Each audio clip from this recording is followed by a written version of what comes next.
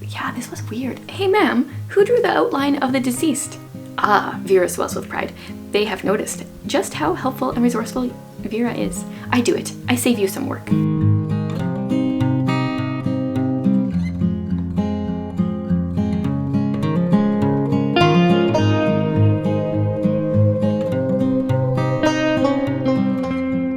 Hey guys, welcome to my June wrap-up. I have been working on editing this video, the clips, and it's a long one. I know this, so I'm going to keep this intro short.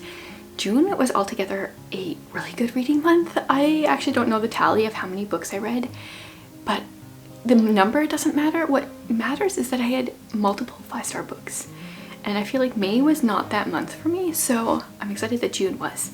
So I'm gonna stop rambling now. We're gonna jump into all the clips, and then I will meet you back at the end because I already have 3 more books that I need to wrap up. My prediction for the month of June is that it's going to be a really good reading month because today's June 2nd. I just barely finished filming my May wrap-up, and I have 2 books that I finished already in June. Finished them both on June 1st, actually. I mean, they're short, so there's that. But I feel like that's a really good start. Plus, they were both on my TBR, and my TBR is small. Feels like a win. The first one. Okay, you guys, The Outsiders. I heard about this book. I knew that there was a character named Ponyboy and a character named Soda Pop. That's all I really knew. And it's a little bit about gangs. What I didn't expect is to love this book. It was so good. I'm so thankful that I didn't have to read it in school because I maybe would have not liked it or thought I didn't like it. And I so enjoyed it. So what can I tell you though?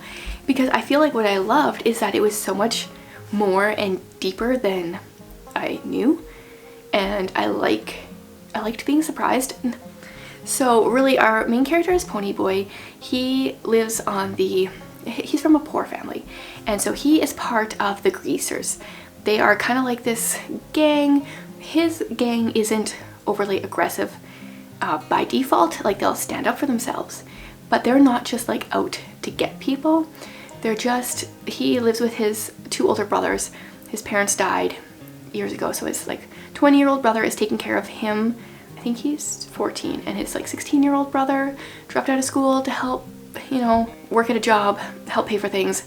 They're trying to get by, but they're kind of a little bit from the hood, and their enemies are like the rich boys. And Ponyboy does really well in school. And first of all, what I didn't know is that like legally on his birth certificate, his name is actually Ponyboy.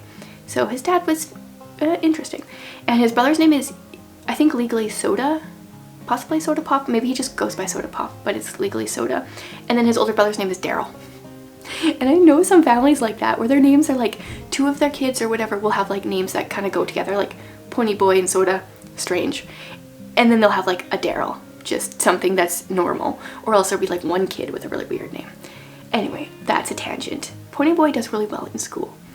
And he is proud of being a greaser, but like he's not really a greaser at heart. And I don't know, I don't want to really say a whole lot more because I enjoyed watching the story unfold. And I like kind of teared up in the book. So there's that. Highly recommend it if you have not read The Outsiders.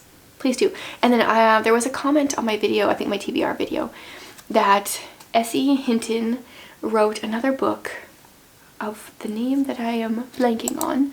So we'll put it up here. And apparently, according to this person, that book is better.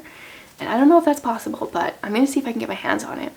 I looked for this book at thrift stores for a very, very long time, which I feel like a lot of people have to read this in school, so I don't know why it was so hard to find. So I'm not sure how easy it will be to find his other one. I'm assuming that's a guy, I don't know. But I'm going to read it because I was very impressed. And then the next one is The Heart Reader of Franklin High by Terry Blackstock. So this was about a boy in high school. His name is Jake, and he is a Christian. He's at youth group one night. His youth pastor is talking about the story of the lady with the lost coins and the man with the lost sheep. And that night he has a dream about those parables, and right when he wakes up he hears God say a word to him.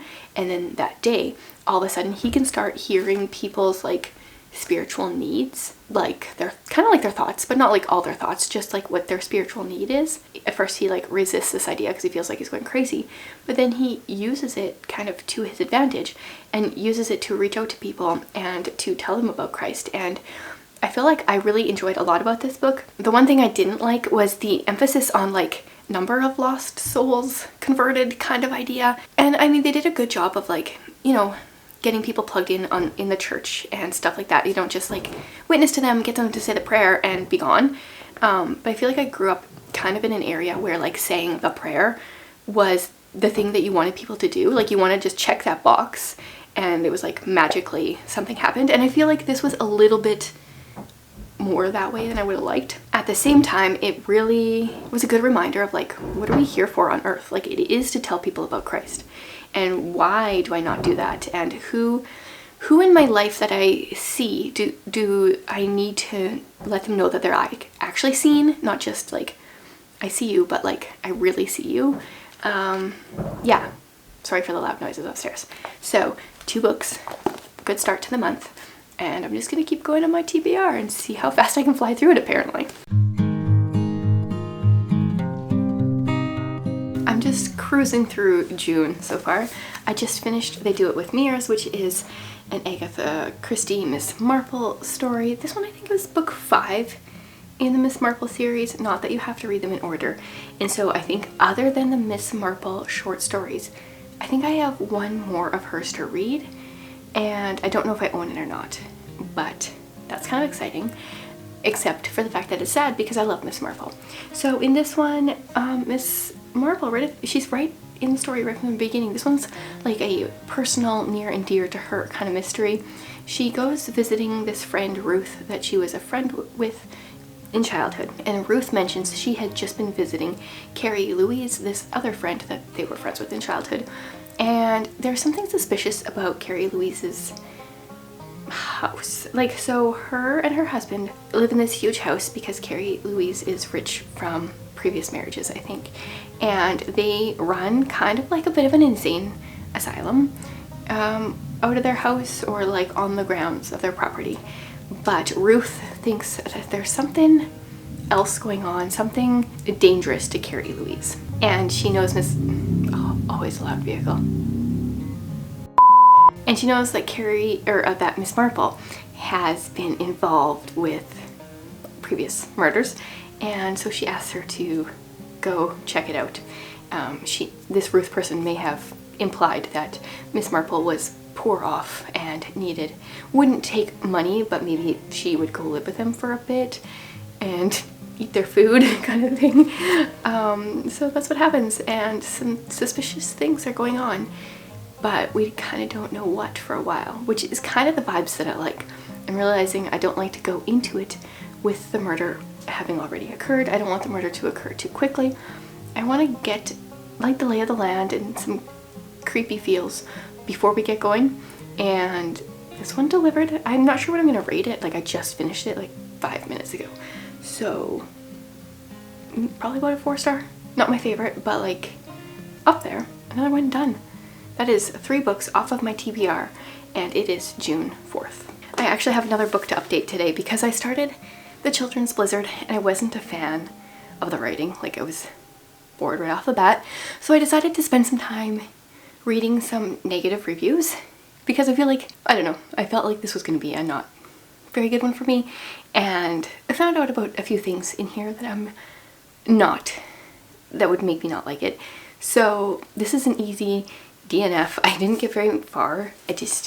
I'm glad I figured that out and I can get rid of the book, and that's another one crossed off. So far, that's 2 books that I've unwrapped from here that I pretty much haven't even read. So it seems kind of a fail with the unwrapping of my TBR, but I'm getting books out of my house, so that works for me. So I have 2 books to update on. The first one here is it's just called Unfinished Portrait by Agatha Christie / she wrote it under the name Mary Westmacott.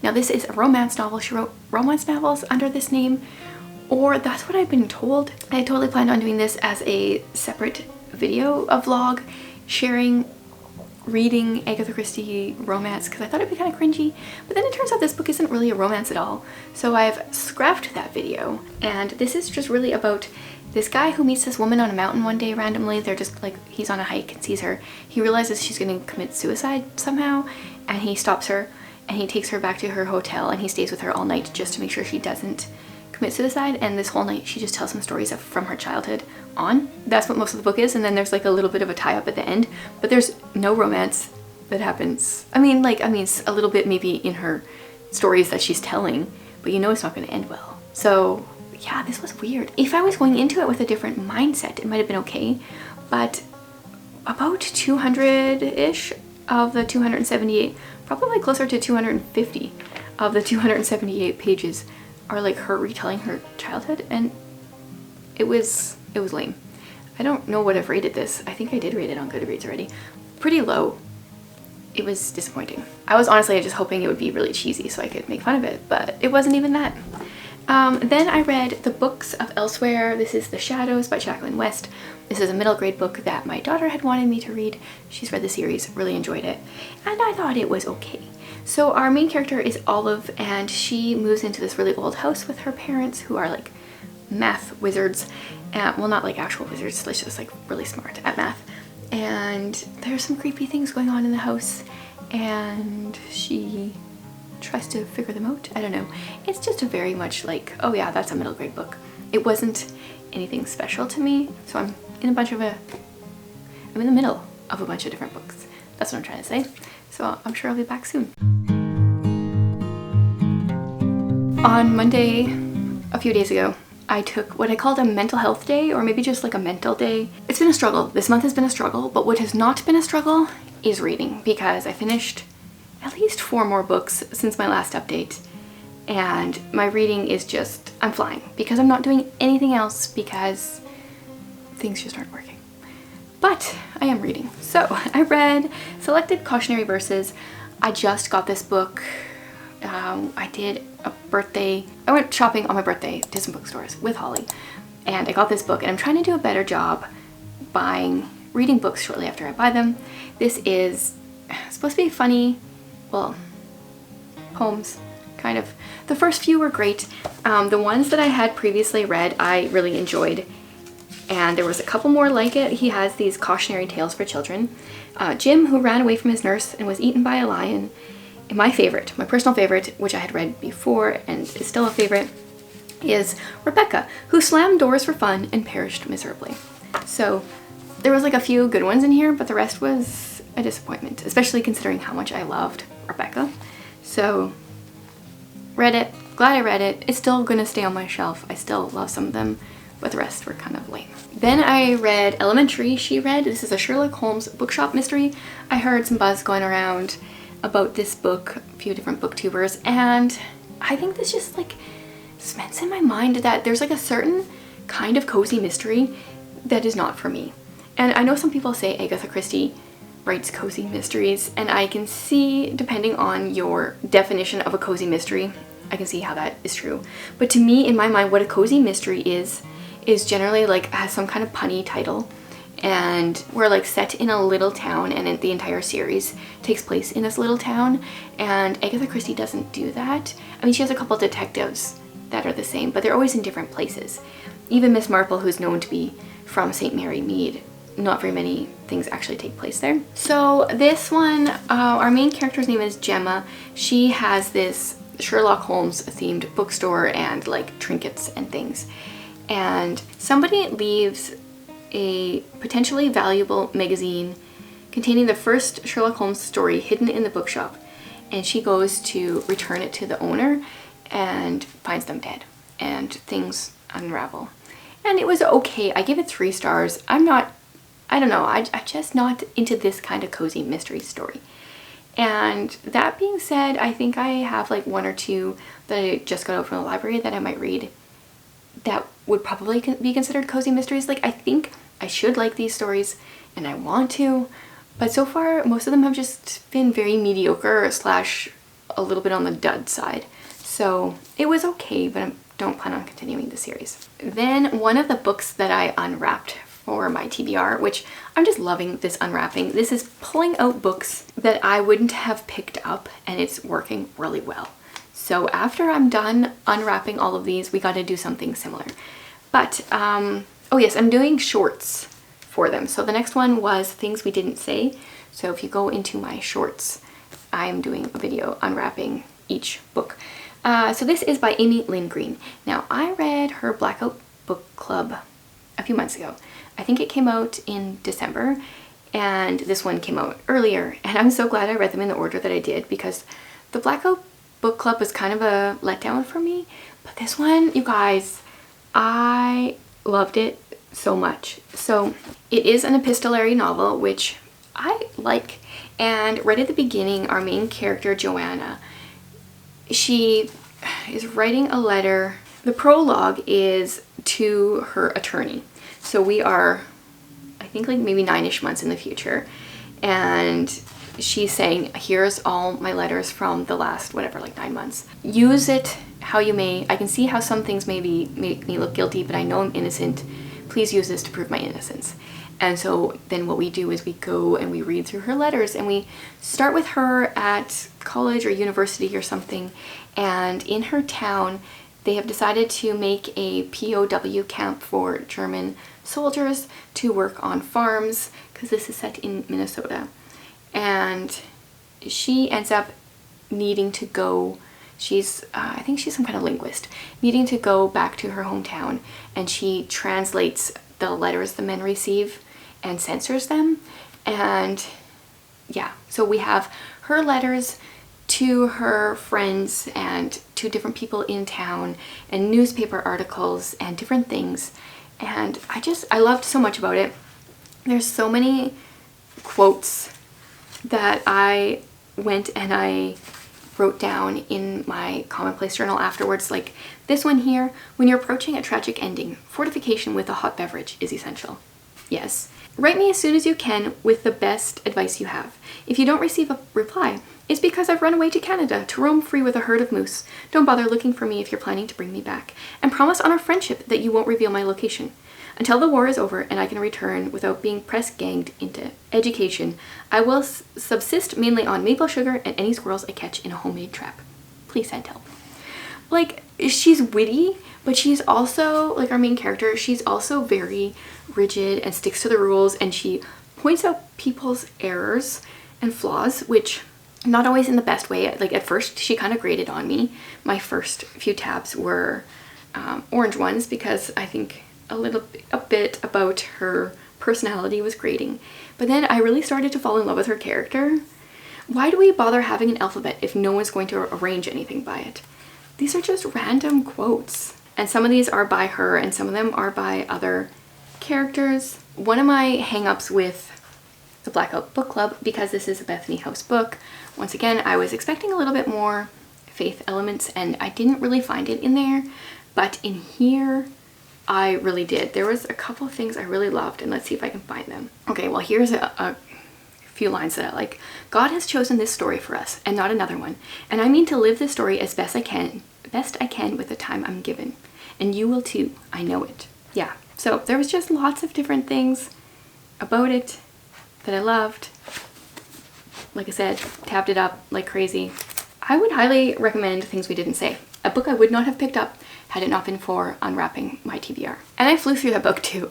I read it in 2 days. It's like 400 pages. I thought I would do other things, but mental health days plus getting completely into it made it fly. Then the last book that I have read at this point is Among the Brave.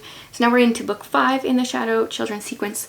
I read the first 4 books last month, and now number 5. In this one, once again, we follow a different main character. For the most part, we're following a boy named Luke through the series, but now this is the second book where we're following a different main character. And once again, I'm only giving it 3 stars because I really like the other storyline with our main character, and I see why she's using other characters, but I like him better. Anyway, if you missed my last month's video, this is a series, middle grade, almost YA series, where we're set in the future, and because of famine, families are only allowed to have 2 children.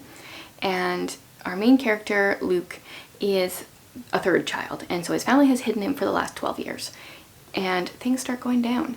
And we meet up with some other third children, and I think there's 7 books in the series. So I have 2 more to go. Hopefully I will read them this month. If not, probably next month. I'm gonna finish the series pretty quickly, I think. And that's all for this wrap up. So I finished-ish another book. This one is The Old Dog Barks Backwards. This is another one that I bought on my birthday, so this is my 2nd book in June that I have recently purchased that I've read, which is great. Except this book was not great at all. It was kind of terrible. These are poems by Ogden Nash, who I know of because of like some children's poetry books that we read in our homeschool sometimes quote him. These are definitely not for kids.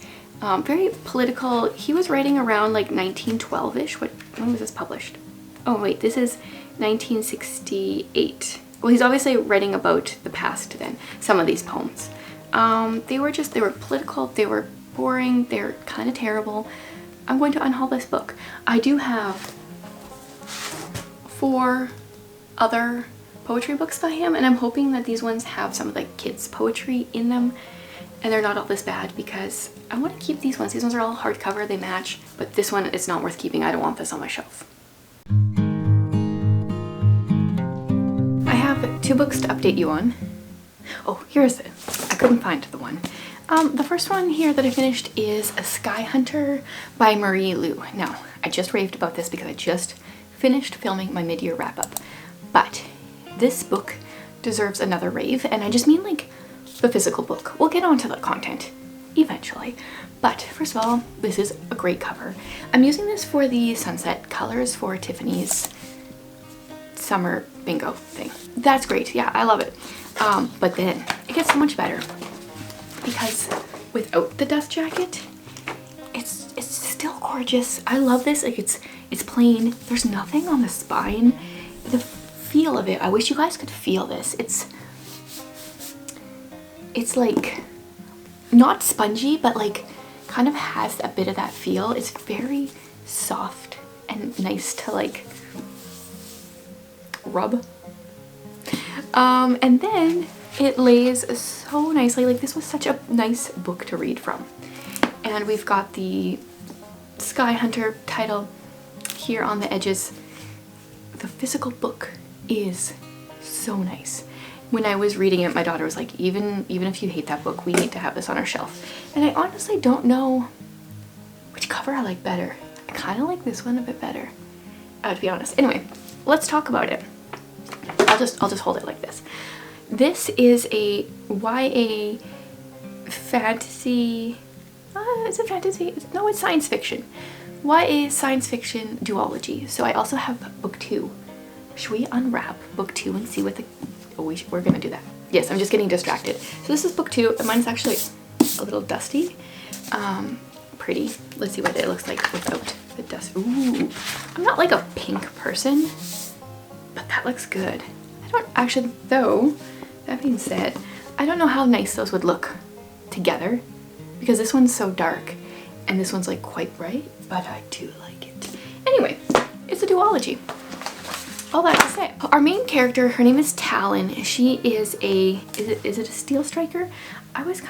She's some kind of striker. Is it just called a striker? Maybe. The titles of the books were honestly confusing me as I was reading because we meet people in here and it was messing with my brain. But her job is, her city is kind of getting attacked by another country, the Federation. And the Federation have created these things called ghosts. They are like creatures that pretty much just hunt people from Talon's city. And her job as a striker is to go out into the forest and they kill these ghosts. And things start to go down. Someone flees from the Federation and gets captured by Talon's, I don't know what their country, let's just say. And, oh man, there's so much, I don't know. She ends up kind of having to bond with this person in a way. I don't want to explain, / it's kind of part of their like culture that she's part of. Wow, I'm doing such a bad job at this. Anyway, things are going down. They're being attacked. She's like a tough chick that's not like, oh, I'm a girl, so I can still do everything. I enjoyed the book. I'm giving it 4 stars. I feel like it's a unique, but not completely out there kind of storyline. Wow, I wish I would have heard someone else talk about this because I don't even know. I think I picked it up because of the cover and because Once Upon a Time Book Outlet had both book 1 and book 2, and I was like, cool, science fiction duology, let's go for it. I'm gonna learn how to talk about this series better after I read book 2 and hopefully convince people to read it. It's not perfect, there's some flaws, there's some things I didn't like, but overall I did enjoy it. What did I tab here? Anything I can share? Oh yes, so Talon is kind of like originally part of this people group that is looked down upon where she currently lives, and her mother told her, look proud until you feel it, and she would give her a wink and just like not let people know that when they're putting you down it hurts you. And I think that is something that a lot of people could learn, myself included, not to be so offended. And a lot of times pretty much all of us are just kind of faking it till we make it, and not that you have to be like insincere, but just kind of knowing that we're all struggling makes it a little easier. Wow, I don't think words are coming to me today. Yeah, so I enjoyed this, not as much as it is beautiful, but enough that I'm looking forward to reading book 2 soon. Okay, let's go into a book where I can like describe things hopefully better. I read Ella Minnow Pea. I've heard really good things about this book. It is told in letters, so that means it's my 2nd book this month. That is epistolary. So we are in a fictitious island called Nollop. So Nevin Nollop, and I actually never looked this up, according to this book, he is the author of the phrase, the quick brown fox jumps over the lazy dog, which has all the letters of the alphabet in a concise form. And this island, they really idealize him. They have, well, there's one spot where they're like, oh, maybe we'll catch up to the 20th century. Never mind the 21st century, because they've stayed away from a lot of technology and they have a lot of emphasis on words. They do a lot of letter writing, and they have a statue of this Nevin Nollop with his phrase, and one day the letter Z falls off, or Z if you're American, and the town council decides this is Nevin Nollop, like he's a supreme being apparently now. He's like speaking from the grave, that they should no longer use that letter in their speech or in their letters. And it's like, okay, a Z, you can get away without using that. And then other letters start to fall off. So in this book, we're mostly following Ella. She writes to a bunch of her relatives, and there's different letters between different people, her parents, and things going back and forth. And slowly throughout the book, they can't use certain letters. And I think that Mark Dunn is brilliant for having written this book. It's a creative idea. It's a brilliant execution. I feel like the book in some ways could have been deeper. Like it wasn't, I'm also giving this one 4 stars. It wasn't amazing, but there was so much that I liked about it. It's so creative. Yeah, so I really enjoyed it. And then, so what happens is if you are caught using letters that are now outlawed, I can't remember what the first thing was that happens. Maybe it was just like a verbal warning. Then the second thing is you're put in stocks or you get flogged. Like the second time you accidentally speak a letter that you're not supposed to. So like, oh man, it makes you realize how many letters, how many words have the letter Z in them. So then there's that. And then the third offense, you are kicked off the island. And so the council is a little crazy, and there are some like deeper themes of, you know, like just following what people say and stuff like that. And it was a fun read. I do recommend it. It's not going to be like a new favorite, but there's a lot that I enjoyed about it. So there's 2 books, one that I described incredibly poorly and one that I feel like I did a little bit of a better job with, but they were both 4 stars despite the difference in my explanations. I finished a book I'm very excited to update you on. It is Vera Wong's Unsolicited Advice for Murderers. And I think there's just like a rule. Let's see, this may or may not be true, but generally if books have long titles, I like them. This is just a random fact. Yes, so Vera Wong. Okay, this is very confusing. Vera Wong is in her 60s. She runs a tea shop called Vera Wang's world famous tea house, I think it is. And so I keep forgetting what her last name is because I think she was just trying to capitalize on the popularity of Vera Wang's name. I'm not really sure. So she has a tea house. She has one customer that comes every day and that's it. So it's not so world famous anymore. She's in San Francisco and one day she wakes up and there is a dead man in her tea house. And like any good Asian lady, she has decided that she's going to solve this murder because she's convinced that it's a murder and not kind of like accidental like the police think. Oh my goodness, you guys, I laughed so many times in this book. First of all, oh, my bottom of my foot is itchy. I will give a warning that there is a decent amount of swearing. I wish it wasn't in here. If it wasn't in here, it would definitely be a 5 stars. For that reason, it's more like 4.75, like as high as I can give it. But I laughed out loud so many times. Vera wakes up at 4:30 every morning and she texts her son to tell him that he should be out of bed too. And like she kind of steamrolls people, but like in a way where I think she's just like this tiny Asian lady that a lot of them are just kind of like, wait, what just happened? Like, it's so funny. What can I all tell you? Okay, here's one.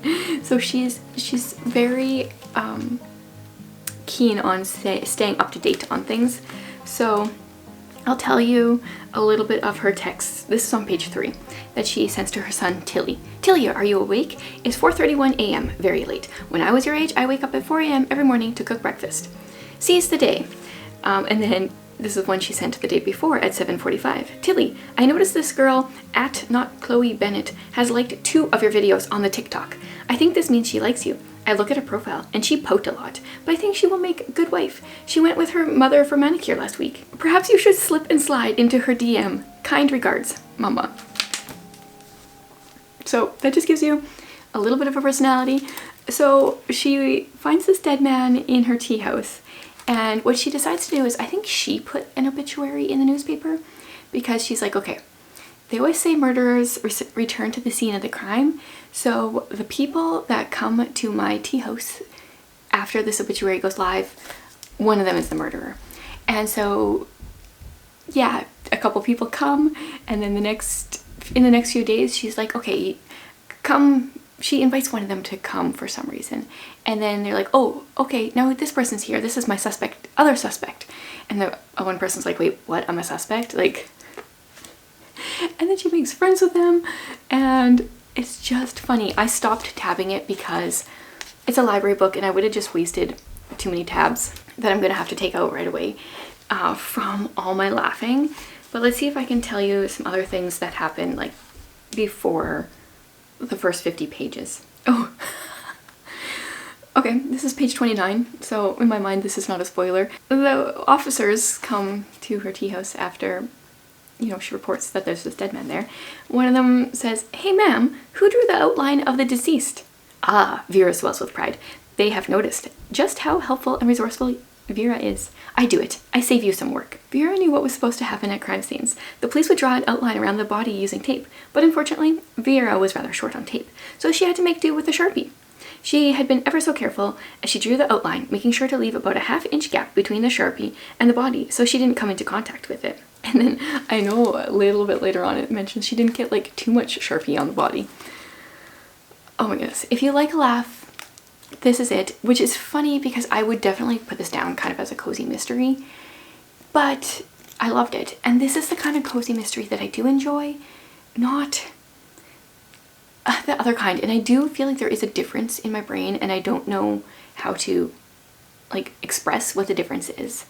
But this I love. I kind of hope it's a series and I kind of hope it's not, because I don't know if it can continue to be so funny, but I really enjoyed this. So this author has also written Dial A for Aunties, which I believe Krista has read, and it's a series. And now I'm curious to read that book. I don't know anything about it, but now I want to read more. She writes Asian people very well, especially like the older generation, and she does say in the acknowledgements that she pretty much is just like using stuff that her parents have done for her with the old Asian antics kind of thing. hilarious, hilarious if you want a good laugh. I would say this is like similar vibes to Finley Donovan, except better. I mean, I did laugh out loud with Finley Donovan too, but there was some content in there that towed some lines for me, and this doesn't. My only issue with it is the swearing. So, thoroughly enjoyed this. So, I read a book in a day, and it wasn't even that great of a book. I read Geekerella, a book I really wouldn't have been interested in. The kids are running around. There's gonna be like thundering noises. But my daughter saw this at the thrift store and she really liked the cover, and so she wanted to buy it, and I wanted to proofread it because it is a YA book, and it's a YA romance, I think is kind of what it is. And I mean, it's not bad for a YA book, especially like YA romance. I don't know if I've really read anything like that. But my daughter is 12 and I told her like she could read it in a couple years, but I don't think she would really even like it. She might still want to keep it for the cover. She really likes the dress, and I don't really know what else she likes about it. So it's like a cross between You've Got Mail, which sounds cool, but kind of modern day, and then also Cinderella. And our Elle, who is our like Cinderella type person, she lives with her stepmother and her stepsisters, and her dad started this like convention for this like made up science fiction thing. It's kind of like Star Wars, but I think it's called Starfield, which is kind of funny because that is actually a Christian band, or it used to be. I don't think they're together anymore. I just barely put that together. And so they're turning Starfield into a movie or a show or something, and she sees who gets casted for this role, and it's this actor who she thinks is very shallow. And yeah, like You've Got Mail, she ends up texting him not knowing it's him, and she doesn't like him in real life, but she starts to fall for him, etc. Like there's some parts that I liked and some that I didn't, and it's also just YA. I think I'm giving it 3 stars. I think that's what I gave it. So I mean, if you're somewhere and this book is around and you have nothing else to do, it's okay. But like, I wouldn't seek it out. But I'm curious to see what my daughter does with it. Maybe she'll just like rip off the cover and keep it in her room. I don't know. But I do like the title, Geekerella. Plus, a girl that's obsessed with science fiction stuff, like my daughter for a few years had a Star Wars obsession a few years ago. So I can see why she would like this. But it was just, eh. I feel like I'm just having spurts of flying through books this month. So I finished one today, Cold Dead Night. Technically this is on my July TBR, but it was one of the cards I picked. It was a Patreon recommendation, but one of my ones from my June TBR, that was a Patreon recommendation as well, is just in at the library now. So I won't get to read it in June. So I'll read that one in July.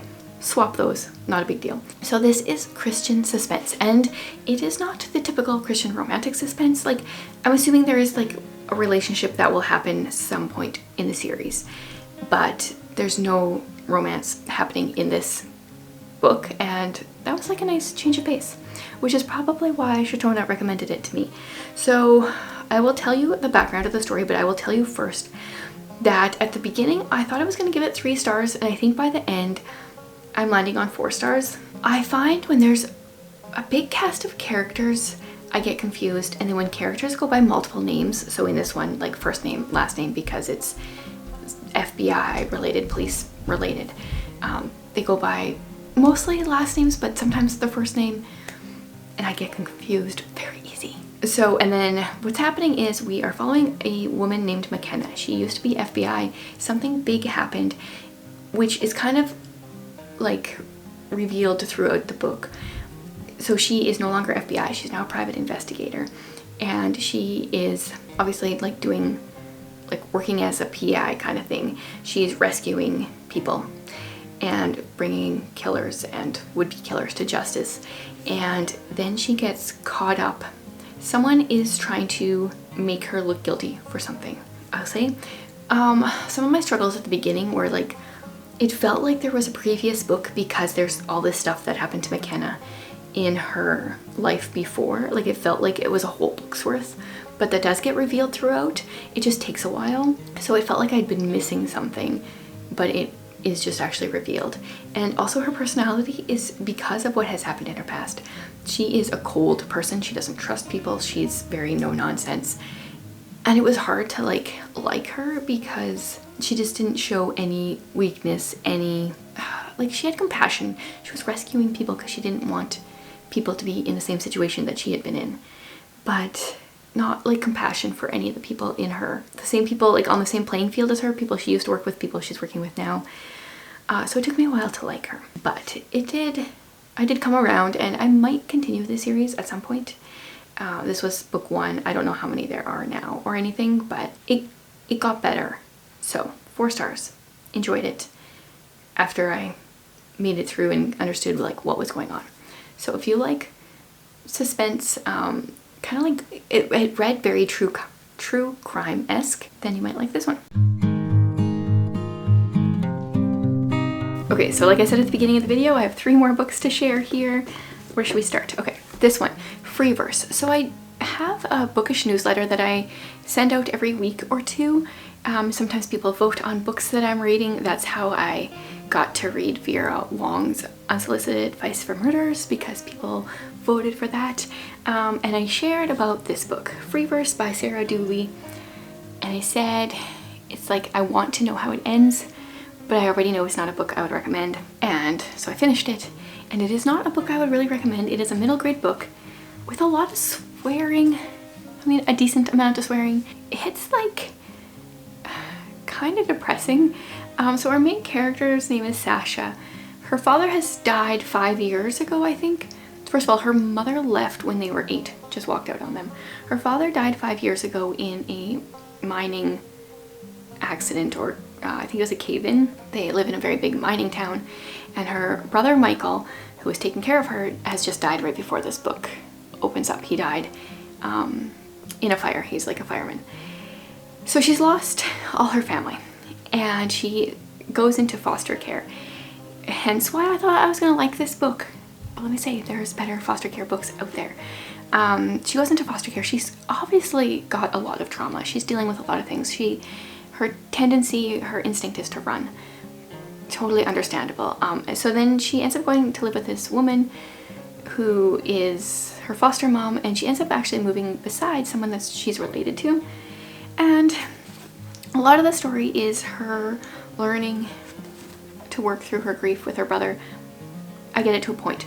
And then about like halfway-ish through the book, now this would be a spoiler in my opinion because, you know, that's about 150 pages in. So if you really want to read this book and you don't want a spoiler, skip over while I'm holding the rest of the time I'm holding this book. But what happens halfway through is there's another cave-in. And, well, actually there's 2. There's one and people die. And then there's another one, and the guy who's her cousin is trapped in there. So her and the guy's son, which is about her age, decide to run away.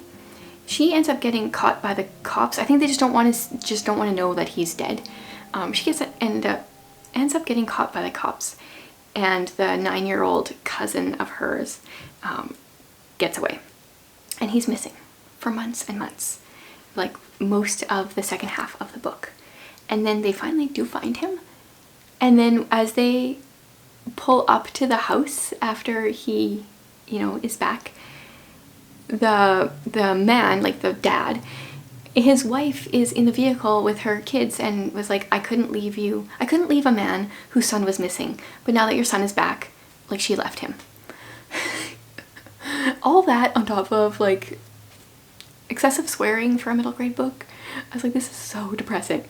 There were certain aspects I liked. Sasha does get into poetry. I did like some of that, but it was just so depressing. I would highly recommend other foster care books over this one. And I just barely, while I was putting the little one down for nap, finished Thomas Hardy's Selected Poems.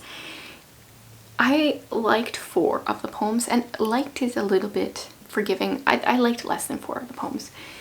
But I know I like some of Thomas Hardy's poetry, so obviously I just didn't like these selected poems.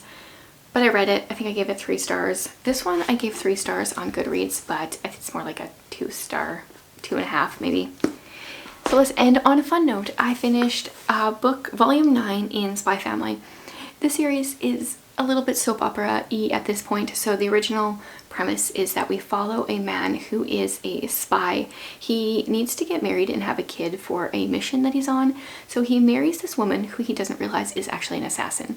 And they adopt this child who they don't realize is a telepath. And it's a funny premise. In the beginning of this volume, we are continuing. In the last volume, they were on a cruise. We're kind of continuing that, and there's some other things that happen in different chapters in this series. They call them missions. And it's cute. I love the artwork. I mean, hello, this is adorable. So this is the daughter's friend. It's adorable, kind of bloody when the assassin's doing her thing. It's fun, but I'm just gonna keep going with the series because it's fun. So there you go. That is officially all the books that I read in June. If you have stuck around this far, I'm assuming you enjoyed this video. I don't normally ask, but I would love it if you would subscribe and like this video. That really helps me out a lot. And I will see you guys again next week with another video.